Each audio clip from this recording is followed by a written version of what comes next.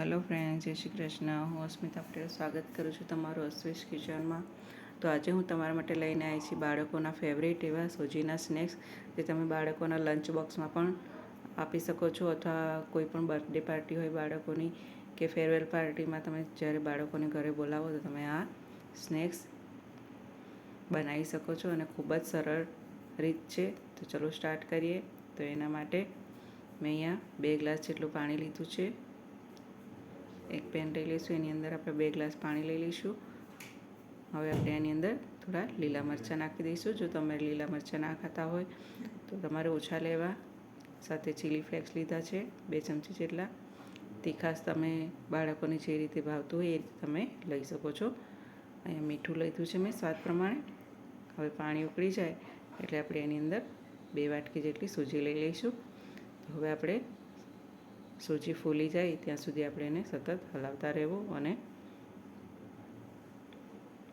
એક ડોના ફોર્મમાં આવી જાય ત્યાં સુધી આપણે એને ગેસ પર રવા દઈશું. તો જુઓ, સરસ એવો સૂજી પાણીને ઓબ્ઝર્વ કરી અને સરસ એવો લોટ બંધાય એ રીતેનો તૈયાર થઈ ગયો છે. હવે આપણે ગેસની ફ્લેમ બંધ કરી દઈશું અને એને ઢાંકીને 5 થી 10 મિનિટ માટે રવા દઈશું.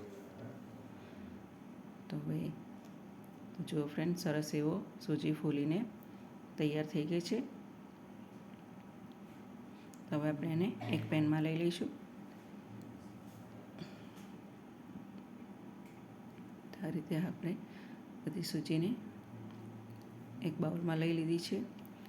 અહીંયા મેં 2 બટાકા લીધા છે બાફેલા, એને મેં છીણી લીધા છે. લીલા ધાણા લઈ લઈશું અને અહીંયા 2 ચમચી જેટલો કોર્નફ્લોર લીધો છે.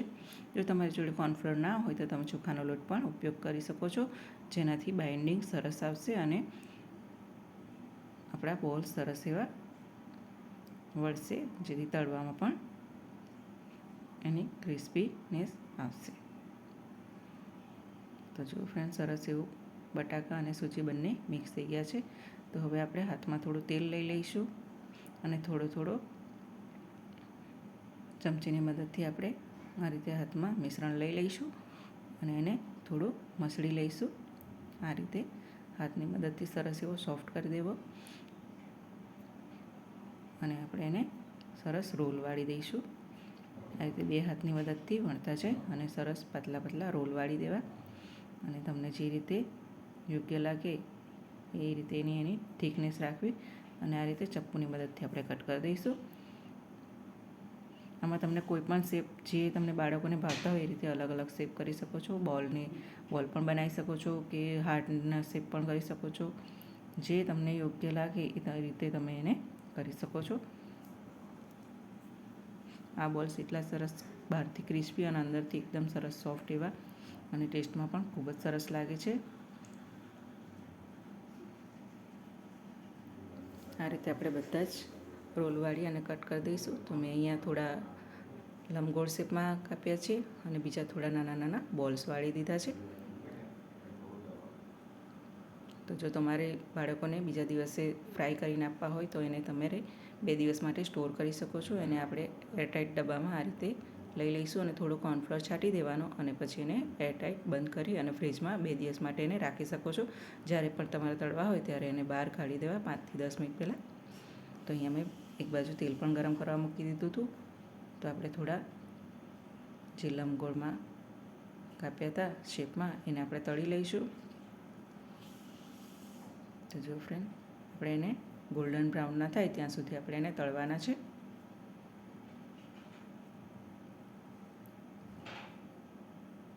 તો જો ફ્રેન્ડ, 5 મિનિટમાં આપણા સરસ એવા સ્નેક્સ તૈયાર થઈ ગયા છે. કેટલો સરસ ગોલ્ડન કલર આવી ગયો છે. હવે આપણે એને એક પ્લેટમાં નીકાળી દઈશું. બહારથી ખૂબ જ સરસ ક્રિસ્પી અને અંદરથી એવા સોફ્ટ સરસ તૈયાર થયા છે. આ રીતે આપણે બીજા પણ બોલ્સ નાખી દઈશું. અને હા ફ્રેન્ડ, જો રેસીપી ગમી હોય તો જરૂરથી મારી ચેનલને લાઇક, શેર અને સબસ્ક્રાઈબ કરવાનું ભૂલતા નહીં અને બાજુમાં આપેલું બેલ આઇકન જરૂરથી દબાવી દેજો, જેથી મારી દરેક નવી રેસીપીની નોટિફિકેશન તમને મળી રહે. અને હા ફ્રેન્ડ્સ, આટલો સપોર્ટ કરવા માટે કે મારે આજે મારી યુટ્યુબ ચેનલ પર 1K સબસ્ક્રાઈબર થઈ ગયા છે, તેના માટે હું તમારો દિલથી આભાર માનું છું. Thank you so much. આ જ રીતે સપોર્ટ કરતા રહેજો. તો હવે મળીશું આપણે નેક્સ્ટ વિડીયોમાં. તો ત્યાં સુધી જય શ્રી કૃષ્ણ.